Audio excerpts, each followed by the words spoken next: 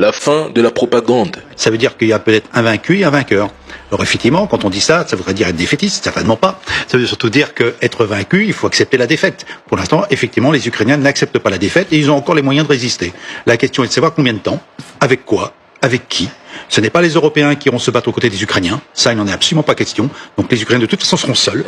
Pour l'instant, qu'est-ce que l'on voit? C'est que les Ukrainiens résistent, mais reculent.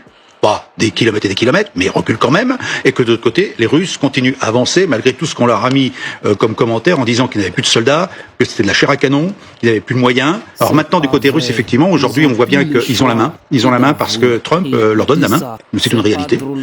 Et que je vois mal aujourd'hui comment les Ukrainiens, qui ne sont pas à la table des négociations à date d'aujourd'hui, pas plus que les Européens, seront capables de proposer leur agenda. Ceci est un message d'alerte à l'Europe. Si Zelensky refuse de négocier, les Américains quitteront l'Ukraine et le front s'effondrera. Plusieurs villes tomberont en quelques jours, les lignes de défense se briseront, les soldats épuisés reculeront sans ordre ou se retourneront contre leur gouvernement. Odessa, Kharkiv et Dnipro ne seront plus que des noms sur une carte redessinée à Moscou.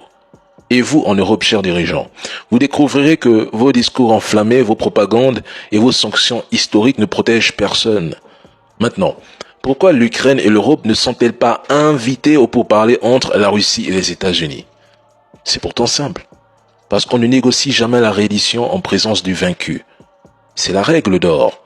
Si les Européens se sont fait écarter lors des négociations sur les droits de douane, expliquez-moi pourquoi ils seraient conviés en Alaska.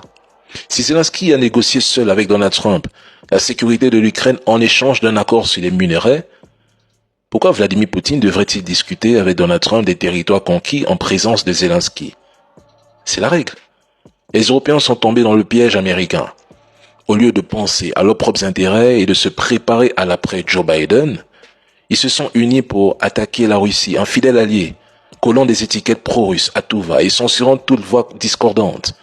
Mais au final, c'est bien l'Europe qui paiera la facture et les États-Unis encaisseront. C'est tout.